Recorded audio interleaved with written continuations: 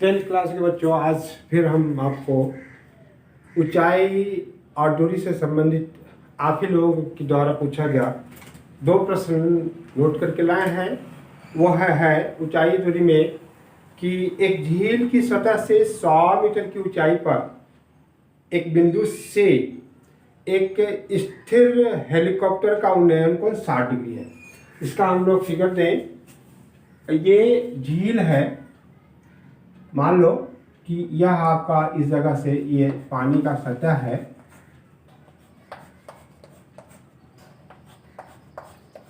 इस प्रकार से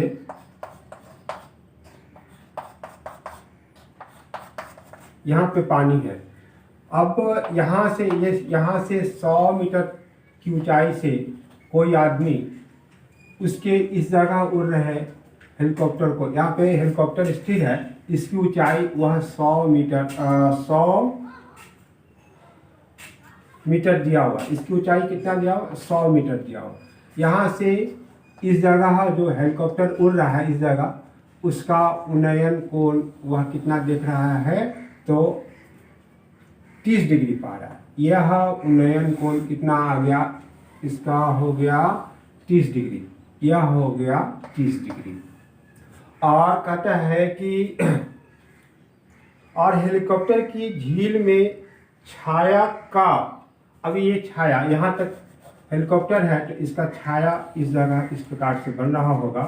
छाया का उन्नयन कोण, छाया का उसी बिंदु पर अवनमन कोण 60 डिग्री। अब यहाँ जो ये छाया बना तो इसी बिंदु से इसका अवनमन कोण कितना कर रहा है? तो ये 60 डिग्री बन रहा है। ये 60 डिग्री बन गया।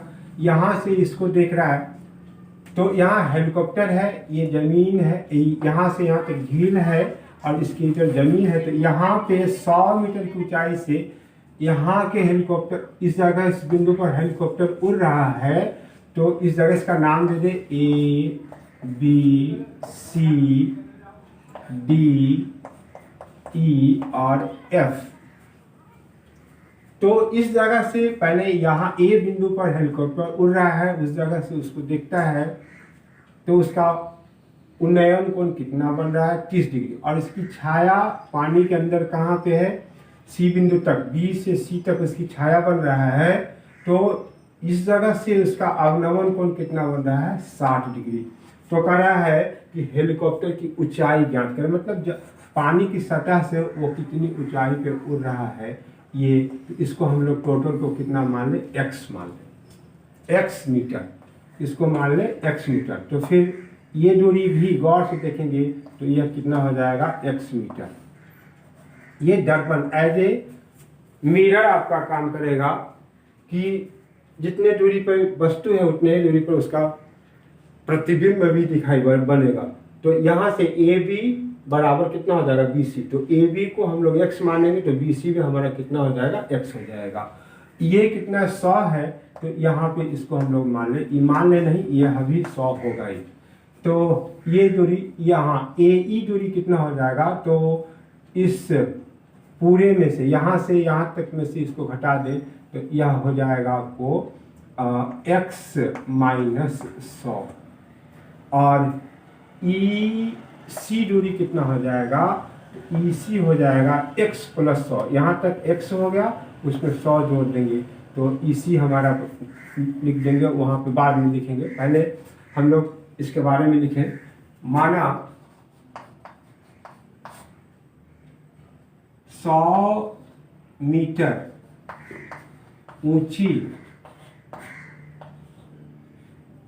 बिंदु से ऊंची बिंदु बिंदु D से A पर स्थित हेलीकॉप्टर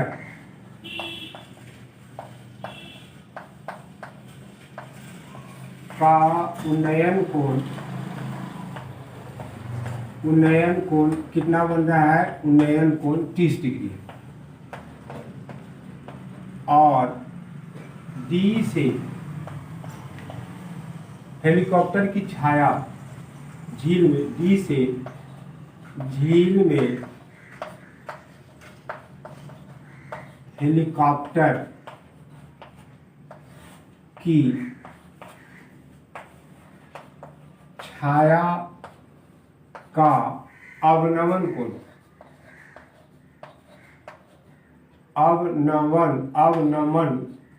कोण कितना है 60 डिग्री। तो हेलीकॉप्टर की ऊंचाई निकालना है।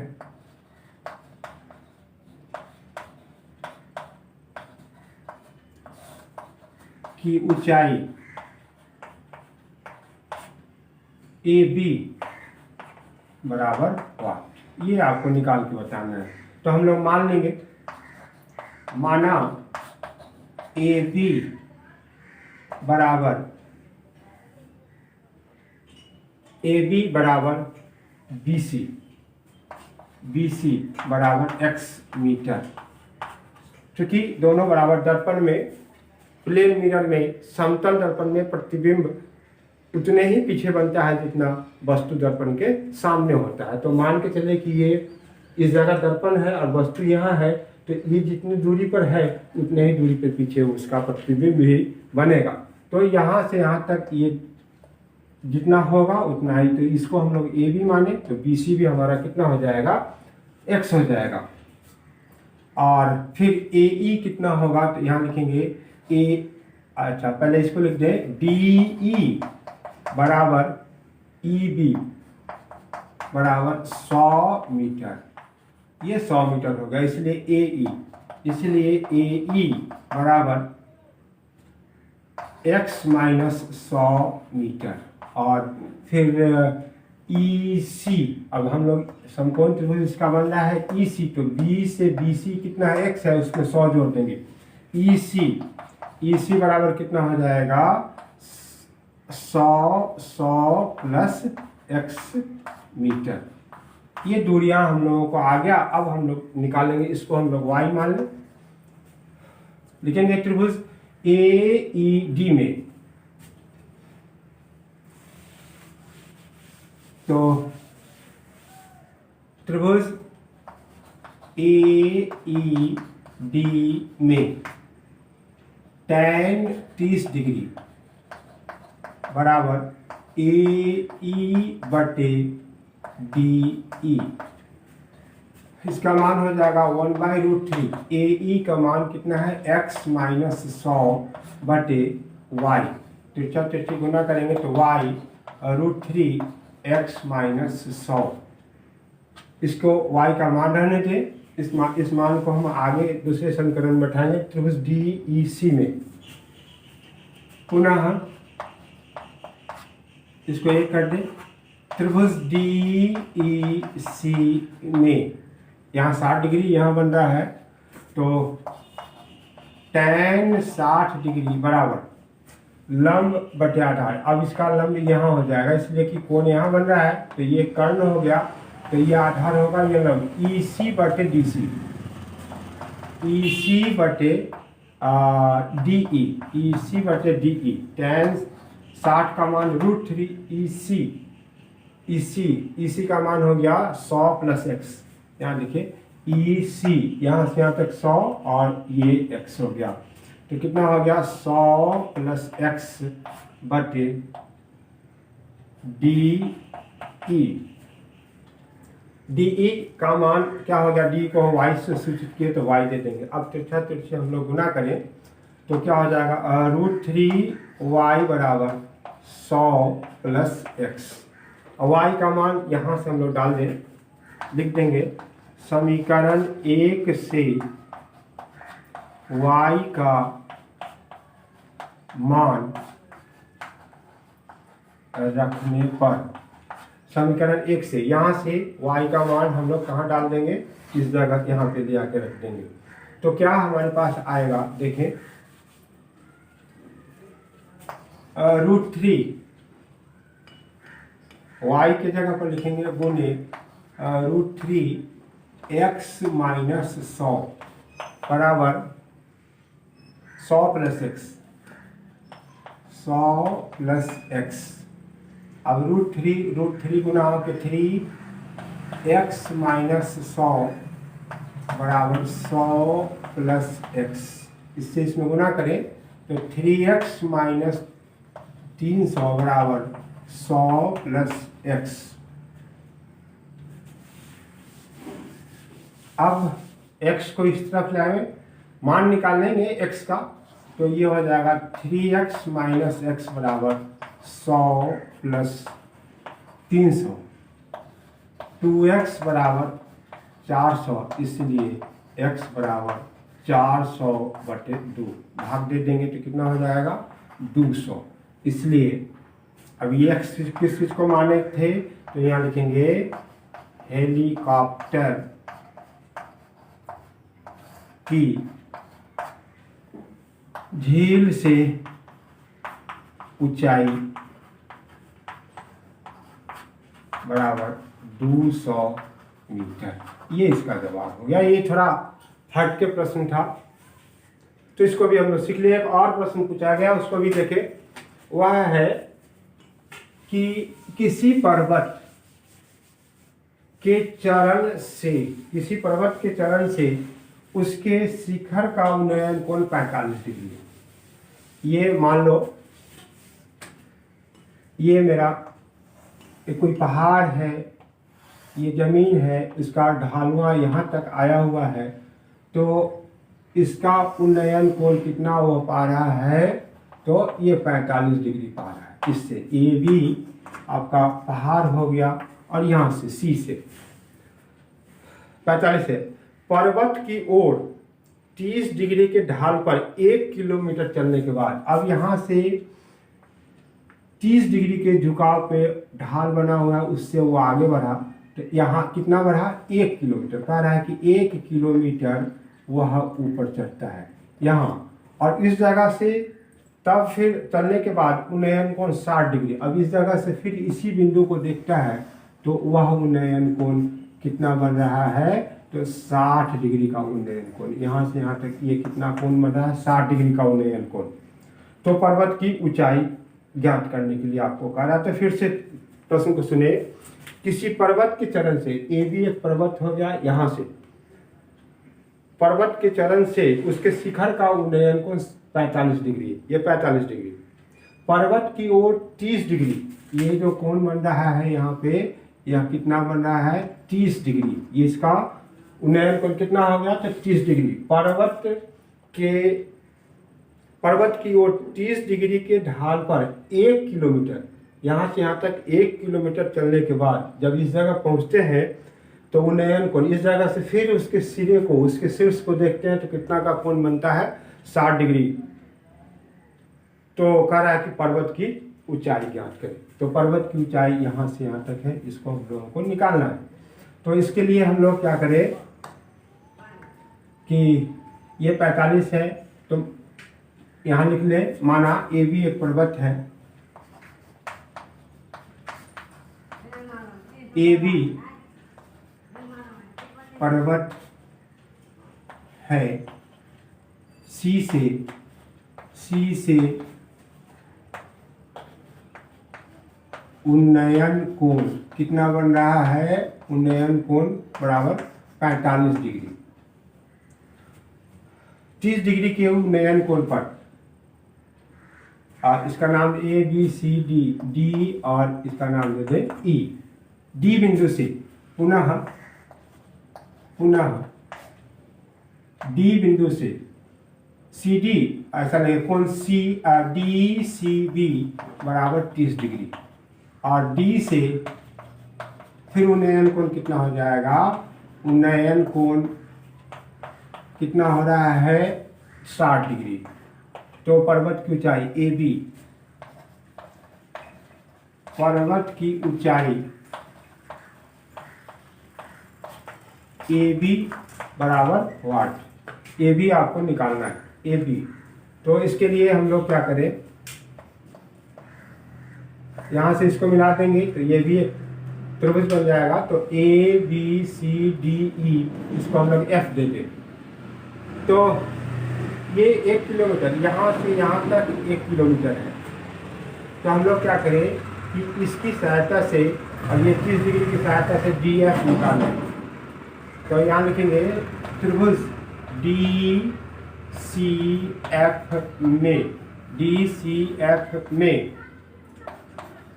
tan 30 डिग्री बराबर नहीं, tan नहीं, यहाँ ये कोण दिया हुआ है, तो ये CD हमारा कर्ण हो जाएगा, ये लंब हो जाएगा, ये आधार हो जाएगा, तो sin 30 डिग्री, sin 30 डिग्री बराबर लंब बटे कर्ण DF बटे CD।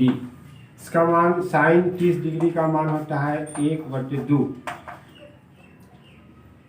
DF का मान निकालना है और CD का मान दिया हुआ है 1, तो ये क्या हो जाएगा 2DF बराबर 1, इसलिए DF बराबर 1/2 मतलब 0.5 किलोमीटर, ये 0.5 किलोमीटर आ गया यहाँ से यहाँ तक। अब हम लोगों को किसी भी तरीके से AE, ये आपका आ गया 0.5 किलोमीटर, यह भी हो गया 0.5 किलोमीटर।